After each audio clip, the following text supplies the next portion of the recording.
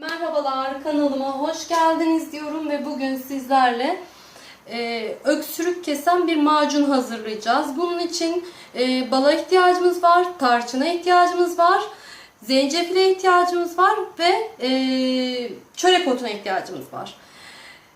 Başlayalım. Öncelikle balın miktarı 1 su bardağından 1 parmak eksik bal kullandım.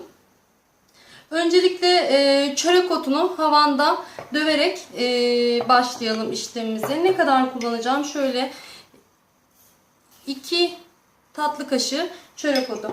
Çörek otunu döverek kullanıyoruz. Çünkü yağsının çıkması lazım. Bu önemli. Yani istediğimiz etkiyi görebilmek için çörek otunu dövmek önemli burada.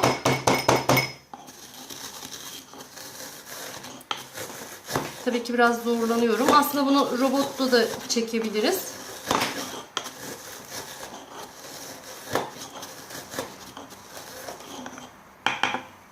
Yağ su uçmadan hemen balımızın içine karıştırıyorum. Şimdi şöyle 2 tatlı kaşığı zencefil kullanıyorum. Ve son olarak tarçın. Yine 2 tatlı kaşığı kullanıyorum.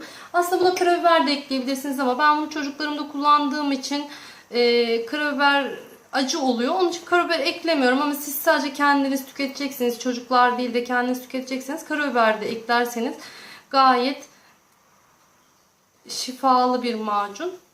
Bunu bir güzel karıştırıyoruz. Tahta kaşık kullanmak burada önemli. Israrla tahta kaşık kullanmanızı tavsiye ediyorum.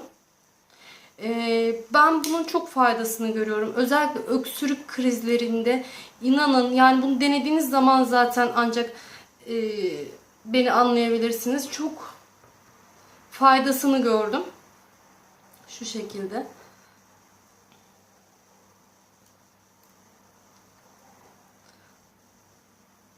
Tabii ki her şeyin fazlası zarar diyoruz. Çok fazla öksürüğü kesiyormuş diye aman aman kaşık kaşık yemeyin. Ben sabahları kahvaltıdan sonra 1 kaşık alıyorum. Akşam yatarken 1 kaşık alıyorum. Yeterli geliyor. Gayet de faydasını görüyorum. Sizin de yapıp bunu denemenizi ısrarla tavsiye ediyorum. Etkisini ancak o zaman beni anlayabilirsiniz diye düşünüyorum. Şu şekilde macunum hazır. Deneyenlere şimdiden şifa olsun diyorum.